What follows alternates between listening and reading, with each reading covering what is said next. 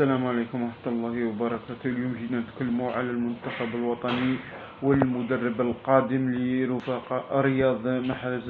الأقرب سيكون كيروش المدرب البرتغالي الذي درب المنتخب المصري والمنتخب الإيراني. بنسبة كبيرة سيكون كيروش هو مدرب المنتخب الجزائري، والمساعد سيكون نبيل نغيس. هذا المساعد اللي كان مع غوركوف في عهد الحاج روراوا هو يكون مساعد تاع كيروش في المنتخب الوطني، والإعلان عن قريب بدون شك سيكون في الأيام القادمة.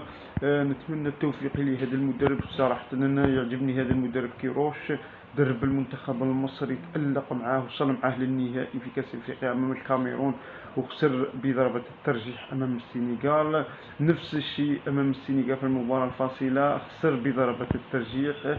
تأهل مع المنتخب الإيراني للدور الثاني في كأس العالم في قطر، وأقصي بصعوبة أمام منتخب أمريكا بهدفين مقابل هدف لو تتذكروا. بصراحة هذا المدرب في حاجة شابة أن الدفاع معه، الدفاع يكون قوي. صراحة أي منتخب يدربه يرد له الدفاع تاعه قوي وقوي جدا. هذا ما نتمناه حنايا، لأن دفاعنا سيء مع المدرب الأول جمال بالماضي، خاصة في كأس أفريقيا شفنا حتى موريتانيا ولات تسجل علينا.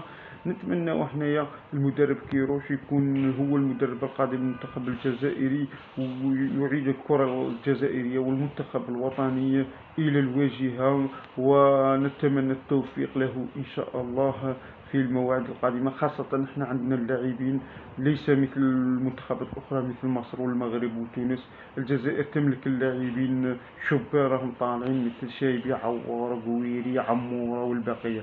نتمنى التوفيق لكيروش أو مدرب آخر في حال ترسيم المدرب الجديد عن قريب إن شاء الله.